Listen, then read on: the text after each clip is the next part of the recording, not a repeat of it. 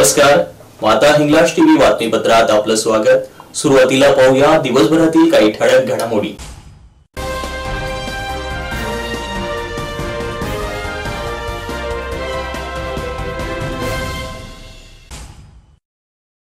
शहादा ते द्वारका जाणाऱ्या पायी दिंडीचं राजकोटमधील नंदाणा गावी स्वागत।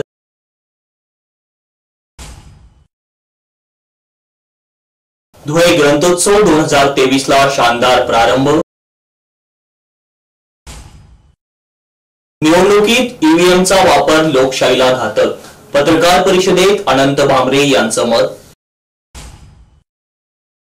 जुन्या पेन्शनसाठी जुनी पेन्शन संघटनेचे मुंबई आझाद मैदानावर आंदोलन। धुळे आझादनगर पोलीस ठाण्याचे उपनिरीक्षक आरिफ अली सय्यद दुसऱ्यांदा लाचेत अटक। धुळ्यात साजरा होत असलेल्या महासंस्कृती महोत्सवाला धुळेकरांचा उत्स्फूर्त प्रतिसाद।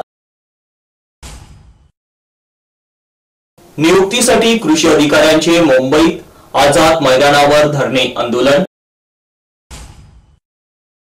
थकीत कर भरल्याने बाळापूर येथील तिरुपती पेट्रोल पंपावरील कारवाई स्थगित। तुझ्या जीव रंगला सिरियल मधील अभिनेत्री अक्षया देवधर धुळेकरांच्या भेटीला।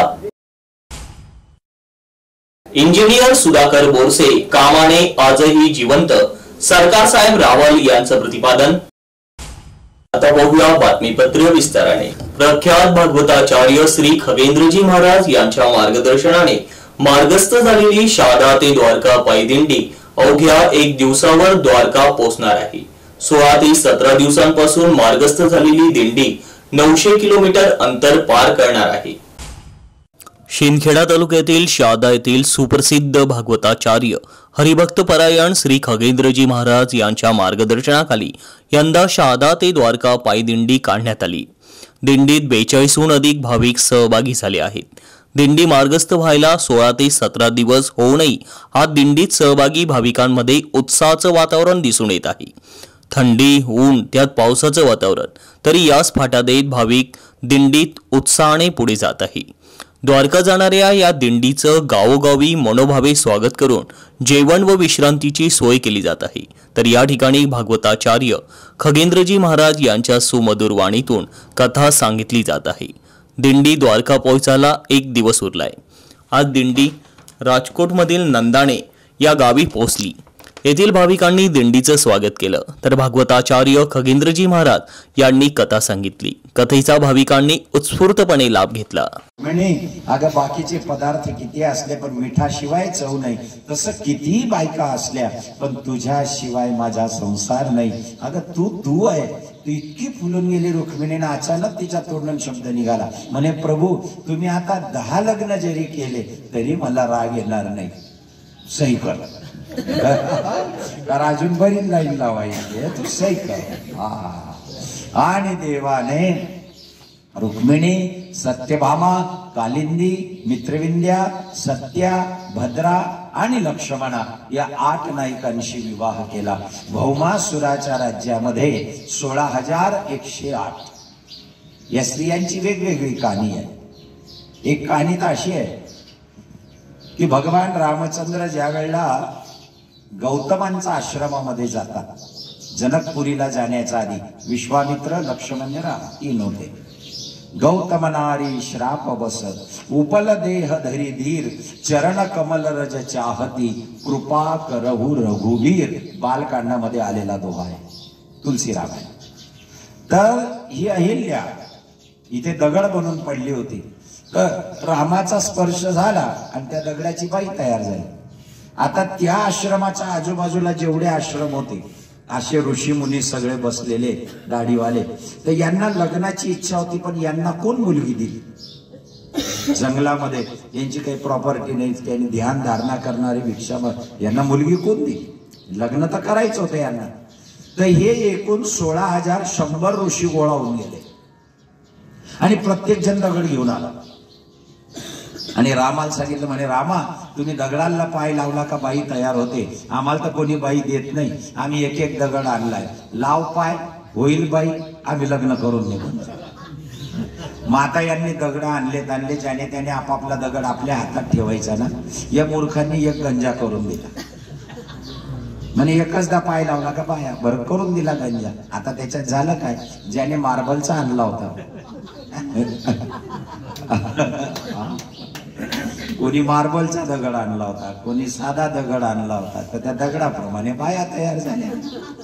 आता त्याच्यामध्ये ते मार्बलवाले 3-3 जण उभे राहिले. नाही हा दगड माझाच होता, निर्णय काही घेता आला नाही या 16,100 स्त्रियांचा. मग शेवटी भगवंतांनी सांगितलं तुम्ही जप करण्यासाठी याच्या नादी लागू नका. पुन्हा ते रिकामे परत गेले. माता या 16,100 स्त्रिया यांनी रामाला सांगितलं की त्यांनी लग्न केलं नाही, मग तू आमच्याशी लग्न. विद्यार्थ्यांमध्ये वाचनाची गोडी वाढवणे आवश्यक आहे. वाचन संस्कृती टिकवण्याबरोबरच अहिराणी भाषा संवर्धनाची सुद्धा गरज असल्याचे मत ज्येष्ठ साहित्यिक रमेश बोरसे यांनी धुळे ग्रंथोत्सवाच्या उद्घाटनाप्रसंगी व्यक्त केले. दरम्यान ग्रंथोत्सवाचा शुभारंभ ग्रंथदिंडीने धुळे शहरातील जय हिंद महाविद्यालय येथे करण्यात आला. राज्याच्या उच्च व तंत्र शिक्षण विभाग, ग्रंथालय संचालनालय, महाराष्ट्र राज्य मुंबई आणि जिल्हा ग्रंथालय अधिकारी कार्यालय धुळे यांच्या संयुक्त विद्यमाने आयोजित 2 दिवसीय धुळे ग्रंथोत्सवाचं उद्घाटन ग्रंथभवन जिल्हा ग्रंथालय कार्यालय धुळे येथे मान्यवरांच्या हस्ते करण्यात आलं. दरम्यान ग्रंथोत्सवाचा शुभारंभ ग्रंथदिंडीने करण्यात आला होता. या ग्रंथदिंडीत सहभागी विविध शाळा महाविद्यालयातील विद्यार्थ्यांनी पारंपरिक पद्धतीने पोशाख परिधान करून नृत्य सादर केले. ग्रंथदिंडीत विद्यार्थ्यांनी सादर केलेल्या आपल्या कला आविष्कारांनी धुळेकरांचं लक्ष वेधून घेतलं. या ग्रंथदिंडीचा शुभारंभ शहरातील जय हिंद महाविद्यालय येथे करण्यात आला होता. विद्यार्थ्यांनी वारकऱ्यांच्या वेशभूषेत फुगडी खेळून नृत्याविष्कार सादर केला. मी चंद्रशेखर ठाकूर, जिल्हा ग्रंथालय अधिकारी, ग्रंथालय संचालनालय महाराष्ट्र राज्य उच्च तंत्र शिक्षण विभाग मंत्रालय मुंबई आणि जिल्हा ग्रंथालय अधिकारी कार्यालय धुळे यांच्या संयुक्त विद्यमाने ग्रंथोत्सव 2023चं आयोजन आपण इथे करत आहोत. स्थळ आहे आपलं ग्रंथभवन, नकाने रोड, देवपूर, धुळे. या ठिकाणी आज सकाळी जैन सिनियर कॉलेजपासून ग्रंथदिंडीचं आयोजन केलं होतं आपण. त्याचा शुभारंभ झालेला आहे. ग्रंथदिंडी आपली जैन सिनियर, जैन ज्युनियर, मार्गे आंबेडकर लॉ कॉलेज, त्यानंतर आपल्या इथे सांगता झाली. त्यानंतर आता ग्रंथोत्सवाचं उद्घाटन होईल 11 वाजता. आणि त्यानंतर यामध्ये कवी संमेलन, परिसंवाद, कथाकथन असे विविध प्रकारचे कार्यक्रम आपण इथे आयोजित केलेले आहेत. स्पर्धा परीक्षा मार्गदर्शन आहे. त्यानंतर विविध प्रकाशनांचे स्टॉल आपल्याकडे आहेत. जवळजवळ 8 ते 10 प्रकारचे स्टॉल आहेत विविध प्रकाशनांचे, लोकल प्रकाशनांचे, बाहेरच्या प्रकाशनांचे. त्यात धुळे जनतेने जास्तीत जास्त लाभ घ्यावा एवढा आमचा ग्रंथोत्सवाचा उद्देश आहे. त्या उद्देशाने आपण हा ग्रंथोत्सव साजरा करतो. संस्कृती वाढावी, वाचन चळवळ वाढावी, सार्वजनिक ग्रंथालयांना बळकटी यावी, हा प्रमुख उद्देश या ग्रंथोत्सवामागचा आहे. निवडणुकांमधील ईव्हीएमचा वापर लोकशाहीला मारक आहे. देशात लोकशाही आणि संविधान वाचवण्यासाठी मतदारांनी आवाज उठविणे गरजेचे आहे. ईव्हीएमवर आमचा विश्वास नाही, त्यामुळे आगामी निवडणुका बॅलेट पेपरवर घ्याव्यात अशी भूमिका संविधान विश्लेषक अनंत भोवरे, अंधश्रद्धा निर्मूलन समितीचे अध्यक्ष अविनाश पाटील, कामगार नेते कॉम्रेड SU तायडे यांनी पत्रकार परिषदेत मांडली. Lord Buddha charitable trust Jalna आयोजित देश लोकशाही संविधान बचाव समिती राष्ट्रीय अभियानांतर्गत ईव्हीएम आणि व्हीव्हीपॅट हटाव, बॅलेट पेपर लाव राज्यव्यापी रॅलीचं मंगळवारी धुळे शहरात आगमन झालं. धुळ्यातील संविधान बांधिलकी महोत्सव नागरी संयोजन समिती आणि ईव्हीएम विरोधी कृती समिती धुळेकर नागरिकांच्या वतीने महामानव डॉक्टर बाबासाहेब आंबेडकर यांच्या पुतळ्याजवळ स्वागत करण्यात आले. बाबासाहेबांना अभिवादन करून धुळे शहरातील विविध भागात ईव्हीएम विरोधी प्रचार प्रसार करण्यात आला. ईव्हीएम हटाव देश बचाव असा नारा देऊन संवाद चर्चा करण्यात आली. या अभियानाची माहिती देण्यासाठी साक्री रोडावरील पत्रकार भवनात पत्रकार परिषद घेण्यात आली. आरएसएसच्या माध्यमातून हायजॅक केलेले आहे आणि संपूर्ण विरोधकांना संपवून एनकेन प्रकारे त्यांना नामहरम केलं आणि शेवटी बोलली की जनता आहे. आणि मग जनतेला कसं नामहरम करायचं त्यासाठी त्यांनी ईव्हीएमचा वापर करून निवडणूक आयोगाच्या माध्यमातून ईव्हीएमच्या माध्यमातून आपली लोकशाही आणि जनतेला हायजॅक करण्याचा प्रयत्न केला आहे. आणि म्हणून शेवटी आमच्या हातात काय पडतं, बाबासाहेबांचा संदेश सांगायचं म्हटलं तर जेव्हा एखादी सर्व बाजूने संकट आणि अडचणी येतात त्यासाठी एकच उपाय उरतो, तो म्हणजे गुलामांना गुलामीची जाणीव करून द्या. आणि तोच शेवटचा संदेश आणि आदेश घेऊन आम्ही महाडपासून नागपूरपर्यंत प्रत्येक जिल्ह्यामध्ये एक दिवस मुक्काम करत लोकांपर्यंत संवाद साधत की आम्हाला या ईव्हीएमच्या माध्यमातून कशा पद्धतीनं गुलाम बनवले जाते, आमचा मताचा अधिकार कशा पद्धतीने हिरावून घेतला जातो, विशिष्ट राजकीय पक्षांना तो जातो आणि सत्तेवर ते बसतात आणि त्या माध्यमातून आमची लोकशाही, आमचं संविधान आणि आमचा देश ICU मध्ये गेलेला आहे, तिला बाहेर काढण्यासाठी आम्ही ही लढत करतो। जुनी पेन्शन योजना पूर्ववत लागू करण्यात यावी या मागणीसाठी आज सकाळी 10 वाजता मुंबईत आझाद मैदानावर महाराष्ट्र राज्य जुनी पेन्शन संघटनेच्या वतीने राज्यव्यापी आंदोलन छेडले। या आंदोलनात एकच मिशन जुनी पेन्शन, पेन्शन आमच्या हक्काची नाही कोणाच्या बापाची अशा घोषणा देत आंदोलन छेडण्यात आलं। मागे 12 डिसेंबर 2023 ला नागपूर येथे पेन्शन संघटनेने पुकारलेल्या पेन्शन जनक्रांती महामोर्चा प्रसंगी लाखो कर्मचारी रस्त्यावर उतरले होते। त्यावेळी हिवाळी अधिवेशनात मुख्यमंत्री एकनाथ शिंदे यांनी अर्थसंकल्पीय अधिवेशनात जुनी पेन्शन योजना लागू करण्याचा निर्णय घेण्यात येईल असा शब्द दिला होता। त्याची मुख्यमंत्र्यांना आठवण करून देण्यासाठी हे आंदोलन छेडण्यात आलं, असं संघटनेचे राज्याध्यक्ष रितेश खांडेकर यांनी सांगितलं। यावेळी जमलेल्या कर्मचाऱ्यांनी एकच मिशन जुनी पेन्शन, पेन्शन आमच्या हक्काची नाही कोणाच्या बापाची, नको NPS नको GPS, आम्हाला हवी फक्त OPS अशा घोषणांनी परिसर दणानून सोडला। गेल्या अनेक वर्षापासून जुनी पेन्शन योजना लागू व्हावी म्हणून आमचा लढा सुरू आहे, मात्र शासन सातत्याने टोळवाटोळी करत असल्याने कर्मचाऱ्यांनी संतप्त भावना व्यक्त केल्या। योगेश साबळे, विरार प्रतिनिधी।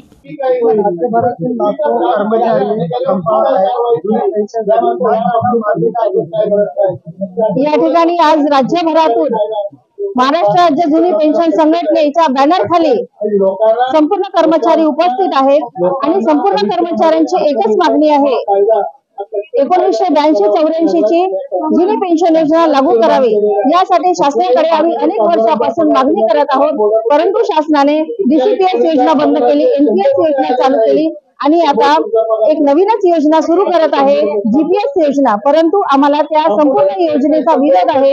आम्हाला फक्त आमच्या हक्काची जुनी पेन्शन मिळावी, कारण जेव्हा जुनी पेन्शन एखाद्या कर्मचाऱ्याच्या कुटुंबाला लागू होते तेव्हा त्याचं जे म्हातारपण आहे ते चांगल्या पद्धतीने जाऊ शकते आणि त्याला सामाजिक सुरक्षितता प्रदान होते।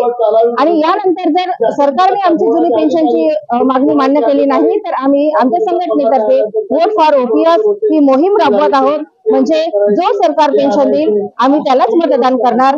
आणि या संपूर्ण महाराष्ट्रामध्ये आमच्या संघटनेचे 17 लाख कर्मचारी आहेत आणि त्यावरून शासनाने ठरवावं की आम्हाला जुनी पेन्शन द्यायची की नाही द्यायची। मुख्यमंत्र्यांनी सांगितलं पेन्शन लागू झाले, अजून तुम्हाला पेन्शन लागू झाली नाही, काय तुम्हाला मुख्यमंत्र्यांना सांगायचं? माननीय मुख्यमंत्री साहेब यांना आम्हाला असं सांगायचं आहे की ज्याप्रमाणे एखादी कर्मचारी आपली संपूर्ण सेवा ही शासनासाठी देते त्यावेळेस त्याच्या हक्काची जुनी पेन्शन योजना त्यांना मंजूर करावी आणि आमच्या संघटनेची सुद्धा हीच मागणी आहे, आमच्या हक्काची जुनी पेन्शन योजना ही मान्य करावी असं आम्ही मुख्यमंत्री साहेबांना याद्वारे कळवित आहोत आणि विनंती सुद्धा करीत आहोत।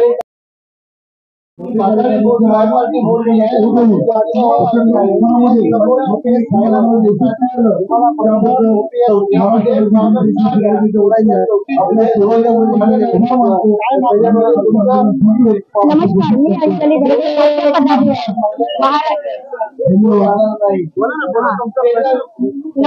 अंजली राज्य पदाधिकारी महाराष्ट्र राज्य जुनी पेन्शन संघटना।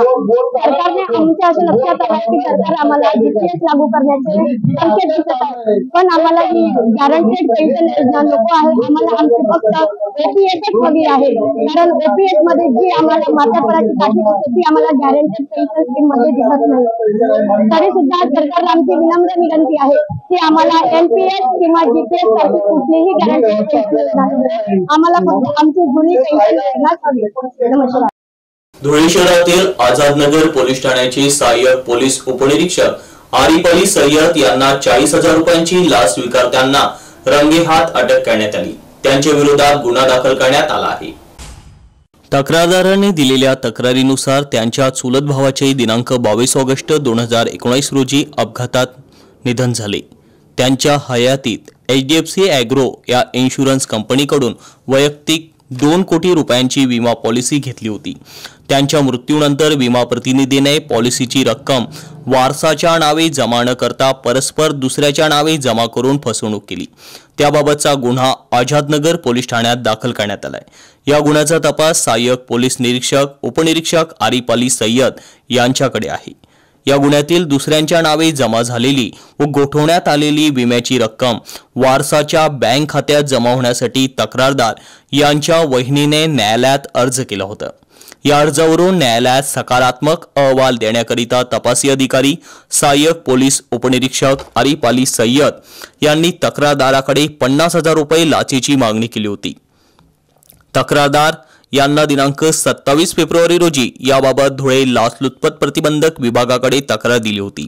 या तक्रारीची पडताळणी केल्यानंतर पोलीस उपनिरीक्षक आरिफ अली सय्यद यांच्या तक्रारदाराकडे तडजोडंती 40,000 रुपये लाचेची त्यांनी मागणी केली। लाचेची रक्कम दिनांक 28 फेब्रुवारी रोजी गिंदुडिया चौकातील छत्रपती शिवाजी महाराज यांच्या पुतळ्याच्या मागील बाजूला असलेल्या भाग्यश्री पान कॉर्नर समोर स्वीकारताना त्यांना रंगेहात पकडण्यात आले। त्यांच्या विरुद्ध आझादनगर पोलीस ठाण्यात भ्रष्टाचार प्रतिबंधक कलमान्वये गुन्हा दाखल करण्यात आलाय। ही कारवाई लाचलुचपत प्रतिबंधक विभागाचे पोलीस उपअधीक्षक अभिषेक पाटील यांच्या मार्गदर्शनाखाली पोलीस उपनिरीक्षक मनजित सिंग चव्हाण तसेच पोलीस निरीक्षक हेमंत बेंडाळे, उपनिरीक्षक पोलीस निरीक्षक रुपाली खांडवी, राजन कदम, संतोष पावरा, रामदास बारेला, प्रवीण पाटील, मकरंद पाटील, प्रशांत बागुल, सुधीर मोरे, जगदीश बडगुजर यांच्या पथकाने केली। सहाय्यक पोलीस उपनिरीक्षक आरिफ अली सय्यद हे सोनगीर पोलीस ठाण्यात कार्यरत असताना त्यांना दिनांक 22 जुलै 2010 रोजी 70,000 रुपयांची लाच स्वीकारताना रंगेहात पकडण्यात आले होते। त्यांच्या विरोधात धुळे शहर पोलिसात गुन्हा दाखल करण्यात आला होता।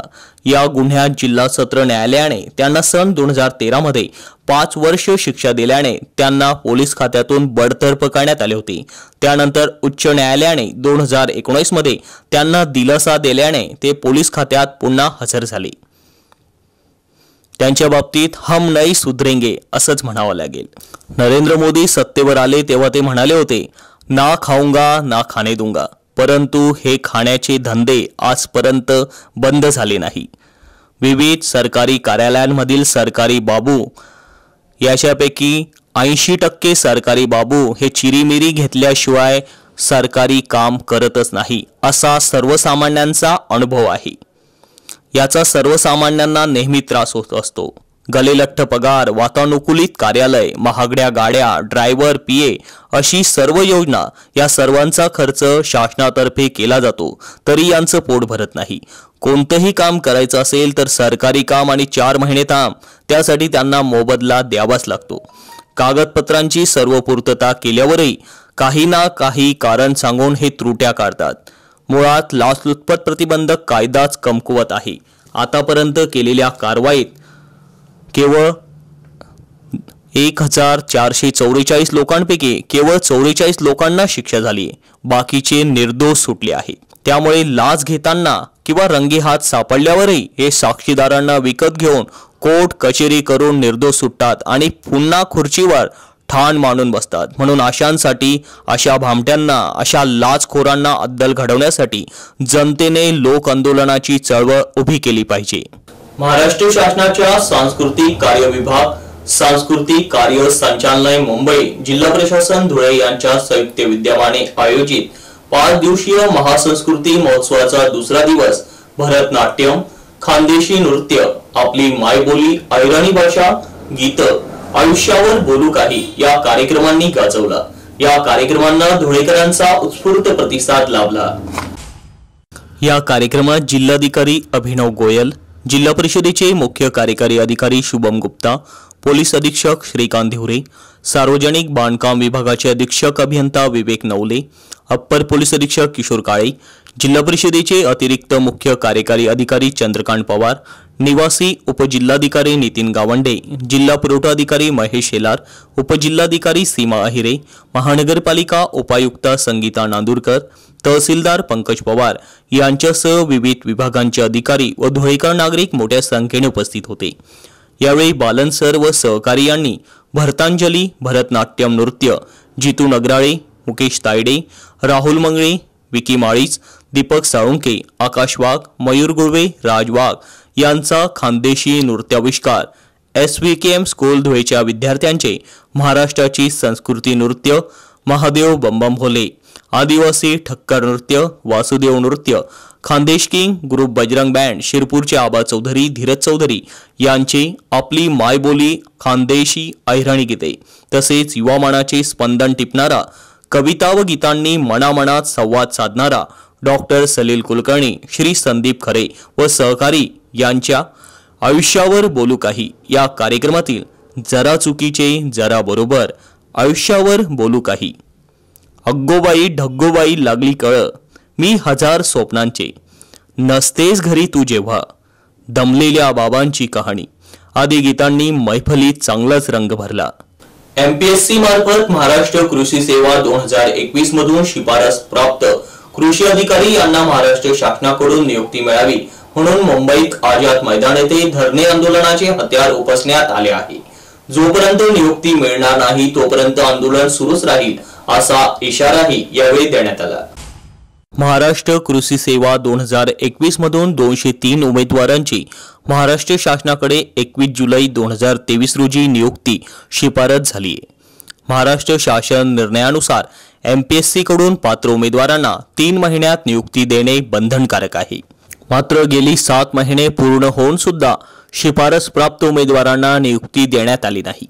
त्यामुळे उमेदवारांना वारंवार महाराष्ट्र शासन व कृषी विभागाकडे पाठपुरावा करावा लागतो, तरी देखील अद्यापही नियुक्ती मिळाली नाही. याचमुळे उमेदवारांना मानसिक व आर्थिक त्रास सहन करावा लागत आहे. त्यामुळे मुंबईतील आझाद मैदानावर 26 फेब्रुवारी 2024 पासून बेमुदत धरणे आंदोलन करण्यात आले आहे.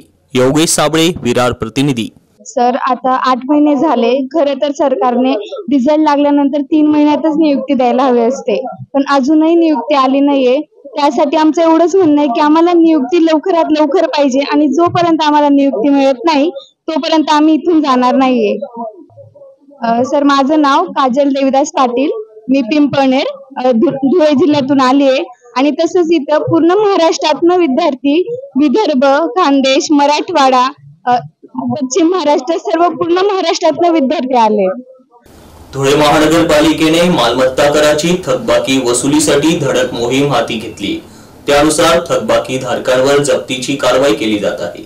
आज शहरातील बाळापूर येथील तिरुपती ऑटो पेट्रोल पंपावर कारवाई करण्यात आली होती. मात्र पेट्रोल पंप मालकाने थकीत रक्कम भरल्याने ही कारवाई स्थगित करण्यात आली, अशी माहिती जप्ती पथक प्रमुख शिरीष जाधव यांनी प्रसार माध्यमांना दिली. आयुक्त तथा प्रशासक अमिता दगडे पाटील यांच्या मार्गदर्शनाखाली महानगरपालिकेच्या जप्ती पथकाने मालमत्ता कर वसुलीला चांगलाच वेग दिलाय. वारंवार नोटिसा बजावून देखील कर न भरणाऱ्यांची दुकाने सील करण्यात येत आहे. आज बाळापूर येथील तिरुपती ऑटो पेट्रोल पंपावर 4,27,591 एवढी थकबाकी होती. मात्र पेट्रोल पंप मालकाने सदरची थकबाकी भरल्याने कारवाई स्थगित करण्यात आली. बऱ्याच मालमत्ता धारकांकडे मोठ्या प्रमाणात थकबाकी असल्याने महाशय आयुक्त अमिता दगडे पाटील यांच्या आदेशाने व अतिरिक्त आयुक्त करुणा ढाळे मॅडम, उपायुक्त पल्लवी शिरसाट मॅडम, उपायुक्त शोभा बाविस्कर मॅडम यांच्या मार्गदर्शनाखाली जप्ती पथकं नेमण्यात आली असून त्या अनुषंगाने आज दिनांक 29/2/2024 रोजी Shripati auto petrol pump Balapur यांच्याकडे 5,89,491 रुपये थकबाकी असल्याने शास्ती वजा जाता त्यांनी 4,27,591 रुपयाचा धनादेश दिल्याने सदरची कारवाई स्थगित करण्यात आली आहे. तसेच बाळापूर येथील विरार स्टाईल्सवाले यांच्याकडे 6,67,330 रुपयाची थकबाकी असल्याने या कारवाईसाठी आलो असता त्यांनी 6,67,330 रुपयाचा धनादेश दिल्याने सदर विरार स्टाईल यांची देखील कारवाई स्थगित करण्यात आलेली आहे. तरी धुळे शहरातील ज्या मालमत्ता धारकांकडे मोठ्या प्रमाणात थकबाकी आहे त्यांनी त्वरित महानगरपालिका कार्यालयात येऊन मालमत्ता कर व पाणीपट्टी कर भरावा व जप्तीची कटू कारवाई टाळावी. सदरील कारवाईसाठी वसुली अधीक्षक शिरीष जाधव, निरीक्षक मधुकर वडनेरे, निरीक्षक अनिल सुडके, सचिन पवार, गजानन वाघ, अशोक मंगिडकर आदींनी सदरील कारवाई केलेली आहे. धुळे शहराच्या विकासात भर पडावी यासाठी सीओ सिद्धांत कदम यांनी प्रोवोके ट्रेडरचे प्रमुख ट्रेडर्स या कार्यालयाची उभारणी केली आहे। या कार्यालयाचं आज तुझ्या जीव रंगला या सिरियल मधील उत्कृष्ट कलाकार अक्षया देवधर यांच्या हस्ते उद्घाटन करण्यात आलं। धुळे शहरातील साक्री रोडवरील विद्यावर्धिनी कॉलेज समोरील प्रोवोके ट्रेडर्स या प्रमुख ट्रेडरची उभारणी करण्यात आली। या माध्यमातून नागरिकांच्या स्टॉक मार्केटिंग रिलेटेड असलेल्या समस्या व प्रश्न निकाली निघणार आहे। यासाठी नागरिकांना या ट्रेडर्स कार्यालयास अवश्य भेट द्यावी असं आवाहन प्रमुख ट्रेडरचे सीओ सिद्धांत कदम यांनी केलंय।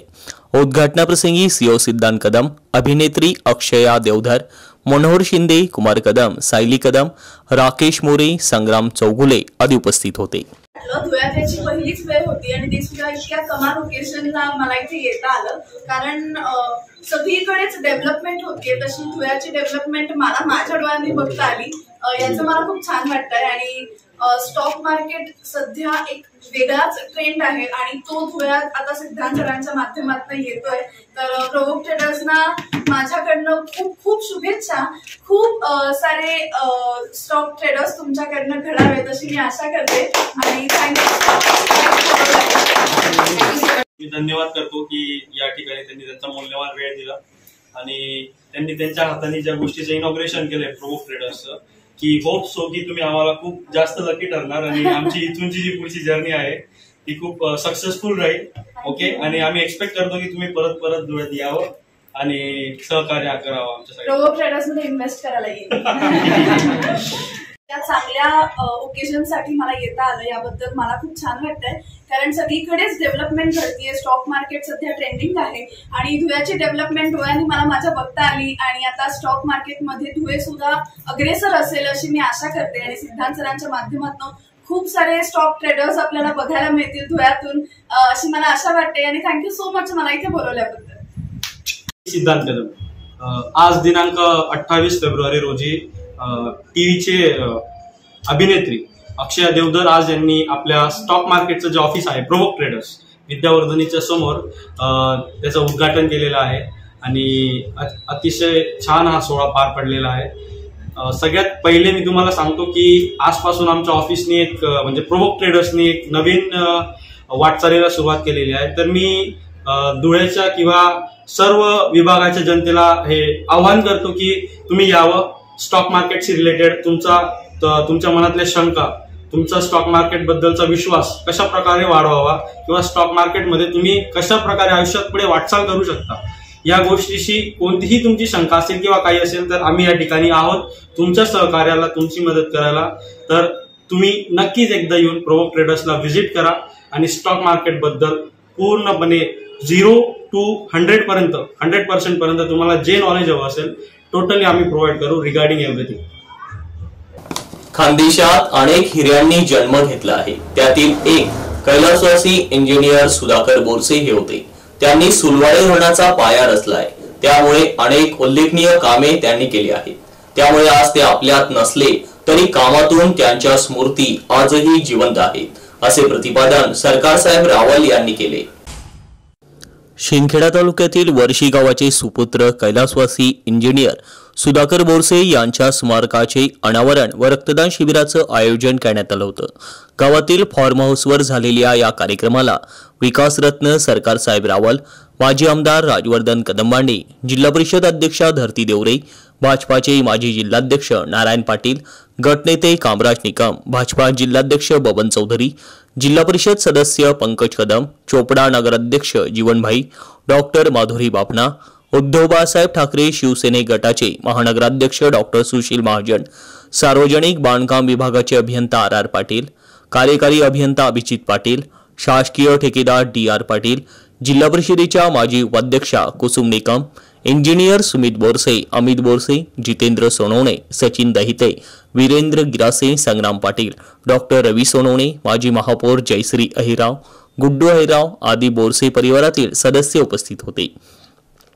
इंजिनियर बोरसे यांचे हे शिल्प हे अहमदनगरचे शिल्पकार गवळी बंधूंनी तयार केले। या शिल्पाचे अनावरण उपस्थित मान्यवरांच्या हस्ते करण्यात आले। यावेळी उपस्थितांनी स्मारकाला पुष्पहार अर्पण करीत अभिवादन केले। यावेळी विकासरत्न सरकारसाहेब रावल म्हणाले की आज सुलवाडे बॅरेज जे पाण्याने भरले आहे त्याचा पाया कैलासवासी इंजिनियर बोरसे यांनी रचलाय। तेव्हा इंजिनिअरिंग कॉलेज हे फक्त धुळ्यात होते, तेव्हा कैलासवासी बोरसे यांनी इंजिनिअरिंगची पदवी घेतली। त्या काळात एखादी व्यक्ती खेड्यातून इंजिनियर होते ही खूप मोठी अभिमानाची गोष्ट होय। त्यांनी सुलवाडे बॅरेज अनेक बंधाऱ्यांची कामे केली, त्यामुळे त्यांच्या स्मृती आजही त्यांच्या कामातून जिवंत आहे। तसेच त्यांनी इंजिनियर झाल्यानंतर आपल्या गावाकडेही लक्ष दिले, त्यामुळे आज इंजिनियर झाले किंवा आपल्याकडे एखादे पद असले तेव्हा आपण काहीतरी चांगले काम केले तर अशी स्मृती राहते। आज अनेक इंजिनियर होतात, मोठ्या शहरात स्थायिक होऊन गावाकडे बघतही नाही।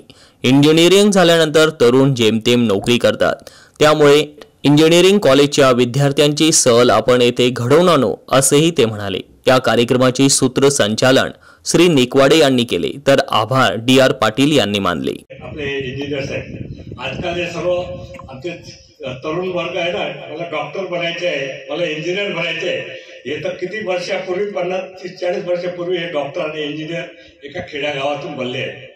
हे ते सर्वात मोठा आदर्श आहे। या ठिकाणी खरं म्हणजे सुलवाडे धरण जे आज आपण पाहतो एवढं पाण्याने भरलं वगैरे आहे, आणि हा धरणाचा जे पाया आमच्या ह्या मातीच्या इंजिनिअरने रचला आहे ही सर्वात अभिमानाची गोष्ट आहे। मी खरं म्हणजे बापूचे यासाठी आभार मानतो की एक ज्येष्ठ नागरिक आहे, ज्येष्ठ नागरिक संघटनेचं काम करतो, आमच्यासारखे काम करून चालले जातात, त्याची आठवण कोणी ठेवत नाही। म्हणून बापू, मी ज्येष्ठ नागरिक संघातर्फे तुमचे आभार मानतो, कारण की हे लोकांसाठी एक स्मृतीस्थान आहे। लोकांना माहित नाही एक वर्षी गाव लहान त्या ठिकाणी असा एक व्यक्ती तयार होतो की जो सुलवाड सारखं धरण बांधतो, इंजिनियर होतो त्या काळामध्ये। त्या काळामध्ये इंजिनिअरिंग कॉलेज फक्त धुळ्याला पॉलिटेक्निक होतं आणि पुण्याला कॉलेज होतं। अशा वेळेला एक इंजिनियर होतो आणि एवढं चांगलं काम करतो। आज जे धरण आपण पाहतो की सर हे 3 आपले हे झाले, बंधारे झाले, खरोखर याच्याने आपल्या संपूर्ण जिल्ह्याचा कायापालट झालेला आहे। आणि अशा व्यक्तीचं स्मरण करणं, आठवण करणं, मी बापूंना शेवटी ज्येष्ठ नागरिक म्हणून मी सजेशनच देणार, बापूंना सांगणार, बापू आमची एक विनंती राहील की इंजिनिअरिंग कॉलेज जे आहे त्यांना आपण पत्र पाठवून आमची त्यांची सहल इथं घडवून आणायची। कारण की पुष्कळदा काय त्यांना इंजिनियर झालं, नोकरी करायची, जेमतेम पाट्या टाकायचं हे काम नाही, काहीतरी सॉलिड काम केलं पाहिजे, आणि सॉलिड काम केलं तर तशी अशी स्फूर्ती राहते। मी फक्त एक माहिती मला हे कैलास शब्द सुद्धा तुम्ही कळून टाका, बरोबर, स्फूर्ती वगैरे बरोबर आहे, ते कैलास नाही, ते जिवंतच आहे, त्याची स्फूर्तीच आहे। आम्ही दादासाहेबांचे वाढदिवस साजरा याच्यासाठी करतो की ते आमच्यासाठी गेले नाही, त्यांनी अनेक कामं केली आहेत। कारण की शेवटी तुम्हाला माहिती अशा व्यक्तीची माहिती लोकांना पाहिजे।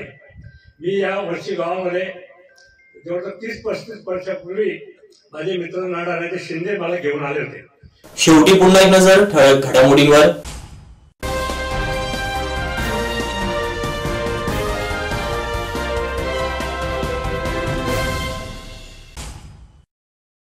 शहादा ते द्वारका जाणाऱ्या पायी दिंडीचं राजकोटमधील नंदाना गावी स्वागत।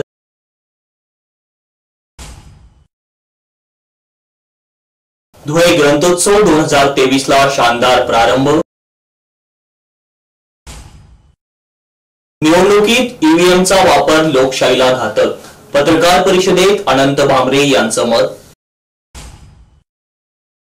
जुन्या पेन्शनसाठी जुनी पेन्शन संघटनेचे मुंबई आझाद मैदानावर आंदोलन। धुळे आझादनगर पोलीस ठाण्याचे उपनिरीक्षक आरिफ अली सय्यद दुसऱ्यांदा लाचेत अटक। धुळ्यात साजरा होत असलेल्या महासंस्कृती महोत्सवाला धुळेकरांचा उत्स्फूर्त प्रतिसाद। नियुक्तीसाठी कृषी अधिकाऱ्यांचे मुंबईत आझाद मैदानावर धरणे आंदोलन। थकीत कर भरल्याने बाळापूर येथील तिरुपती पेट्रोल पंपावरील कारवाई स्थगित।